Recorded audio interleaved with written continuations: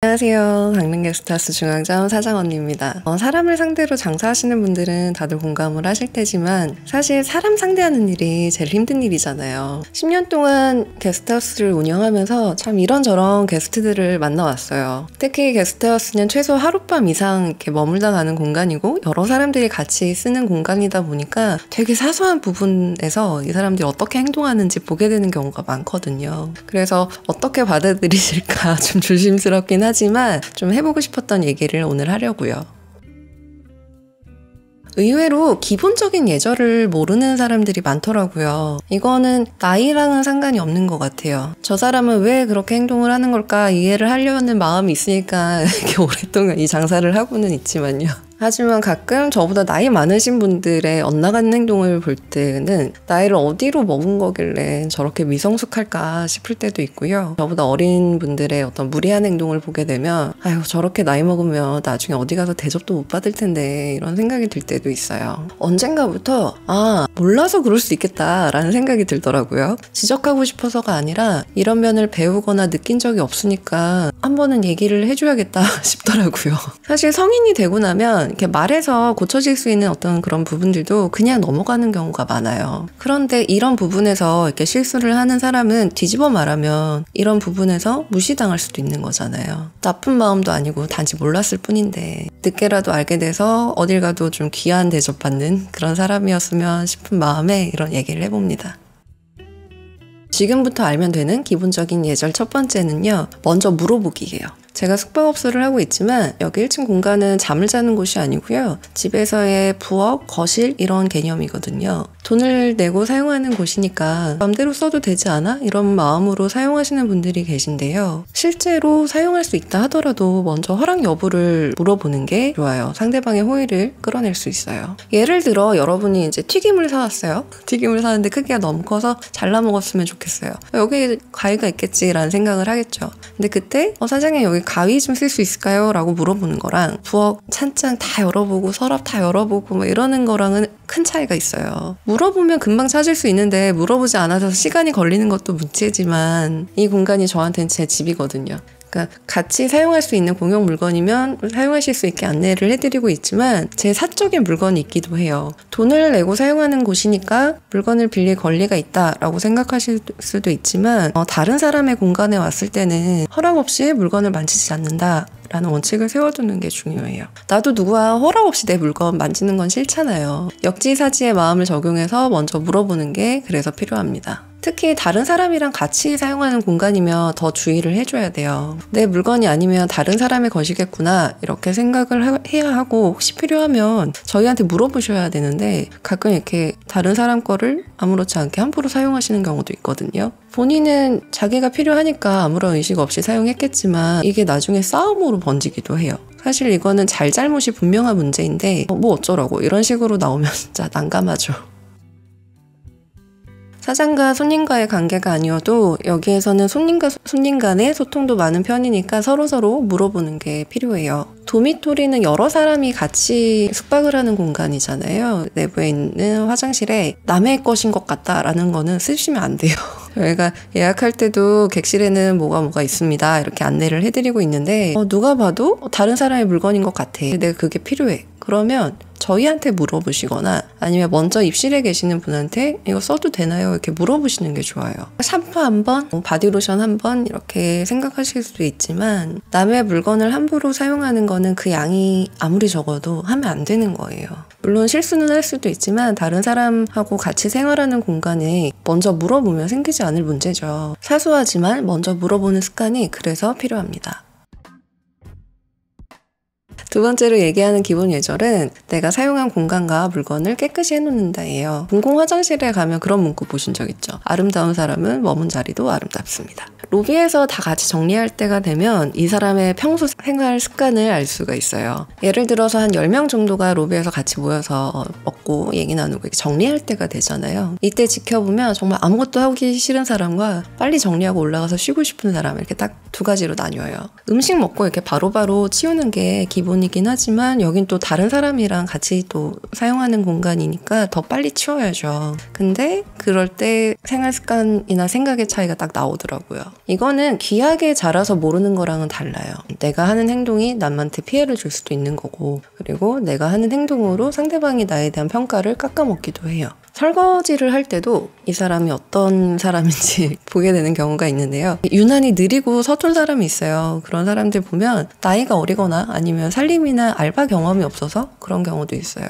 하지만 족발 뼈를 음식물 쓰레기로 버린다거나 기름진 음식을 담았던 그릇을 그냥 대충 씻어놓고 만다거나 이런 거는 좀 짚어볼 문제죠. 내 집이든 남의 집이든 쓰레기 분리 배출은 기본이고요. 같이 사용하는 물건인데 다음 사람이 그걸 사용할 때 기분이 나쁘지 않게끔은 정리를 해주시는 게 좋아요. 물론 제가 한 번 더 이렇게 체크는 하고 있지만 이거 봤을 때 해보려고 했는데 안 된 건지 그냥 대충 한 건지 너무 티가 나거든요.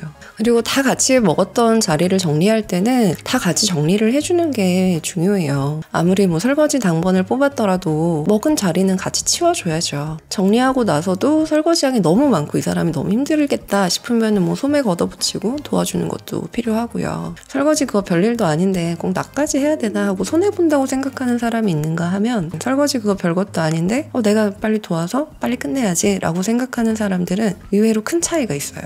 같이 해서 금방 끝날 일인데 그냥 별것도 아닌 작은 일, 내가 소매 걷어붙이고 도와주면 금방 끝날 일, 이런 생각을 가지고 있는 사람들은 나중에 꼭 다시 돌려받더라고요.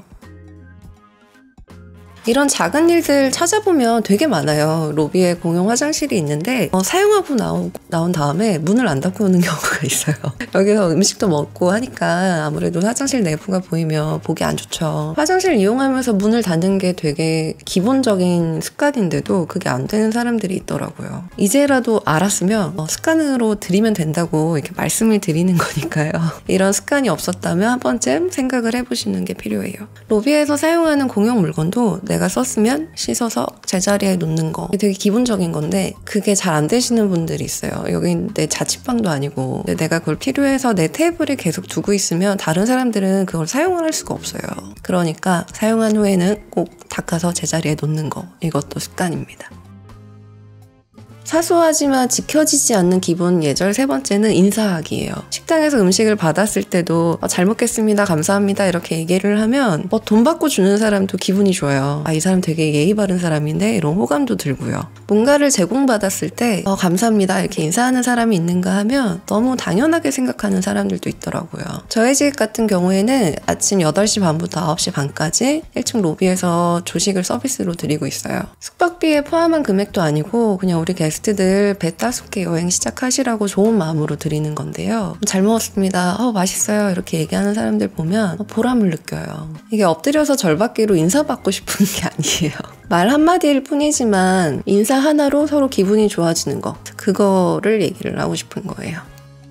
감사하다는 말이 오가면서 서로 이렇게 챙겨주는 거라면 실수를 했을 때 미안하다고 얘기를 하면 그 화가 좀 누그러지기도 하죠. 미안하다는 말 한다고 내가 못난 사람이 되는 것도 아니고 자존심이 상할 일도 아니잖아요. 그러니까 실수를 했을 때 미안하다 이렇게 얘기하는 습관을 들이는 것도 중요한 것 같아요. 저 같은 경우에는 이런 생각을 할 때가 보통 아침이에요. 저희 체크아웃 시간이 오전 10시거든요. 10시에 이렇게 맞춰서 나가면서도 사장님 늦어서 죄송해요. 잘 쉬었습니다. 다음에 또 올게요. 이렇게 얘기하는 사람이 있는가 하면 체크아웃 시간이 한참 지난 뒤에 나가면서 미안한 기색도 없고 아무렇지도 않게 인사도 안 하고 나가는 사람들이 있어요. 그렇게 되면 우리 직원들은 또 그만큼 일이 딜레이가 되는 거고 저희가 해야 할 일을 제 시간에 시작을 할 수가 없죠. 예약할 때부터 체크아웃 시간을 공지를 해놓고 있고 체크인을 할 때도 한 분 한 분 다 이렇게 말로 설명을 해드리고 있기 때문에 이거는 모를 수가 없어요. 근데 본인이 시간을 어겨놓고도 미안하다는 말 없이 그냥 가버리면 사실 제 입장에서는 2배로 얹잖아요. 시간을 어겼다면 먼저 미안합니다 라고 인사를 하는 게 기본인데 그러지 않는 경우를 종종 보거든요. 다른 사람이랑 약속을 했다면 상대방도 귀한 시간을